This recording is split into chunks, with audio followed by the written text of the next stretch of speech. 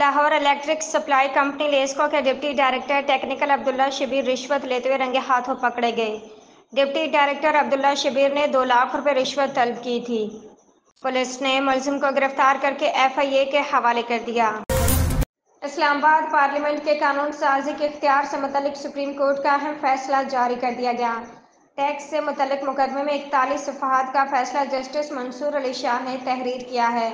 Justice منصور علی شاہ کے تحریری فیصلے میں کہا گیا ہے کہ پارلیمنٹ کا قانون سازی کا اختیار آئین میں دی گئی حدود کے تابع ہے۔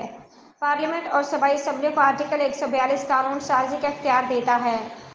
پارلیمنٹ ایسی قانون سازی بھی کر سکتی ہے جس کا ماضی سے اطلاق ہوتا ہو۔ اقوام متحدہ نے خبردار کیا ہے کہ اسرائیل کا لبنان پر حملہ خطے میں مزید کشیدگی کا باعث بنے گا، جس کے نتائج مشرق وسطیٰ کے لیے تباہ کن ثابت ہو سکتے ہیں۔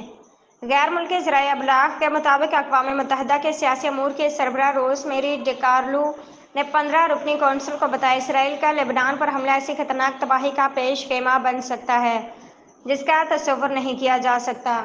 ان کا کہنا تھا کہ کسی تاخیر کے بغیر عالمی برادری سفارتکاری کے ذریعے تنازع کا پرامن حل تلاش کرنے کی کوشش کرے۔ اسلام آباد وفاقی وزیر خزانہ محمد اورنگزیب نے امید ظاہر کی ہے کہ 25 ستمبر کو عالمی مالیاتی فنڈ IMF قرض کے حوالے سے اچھی نوید ملے گی۔ کابینہ کی اقتصادی رابطہ کمیٹی کا اجلاس ہوا جس میں وزیر خزانہ محمد اورنگزیب نے ملکی معیشت کی صورتحال، معاشی استحکام اور معاشی اشاریوں میں نمایاں بہتری سے آگاہ کیا۔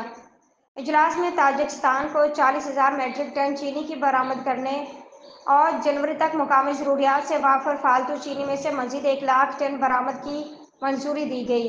اجلاس میں قبائلی علاقہ جات میں 8 خواتین مراکز قائم کرنے کے لیے 456 ملین ٹیکنیکل سپلیمنٹری گرانٹ کی منظوری دی گئی۔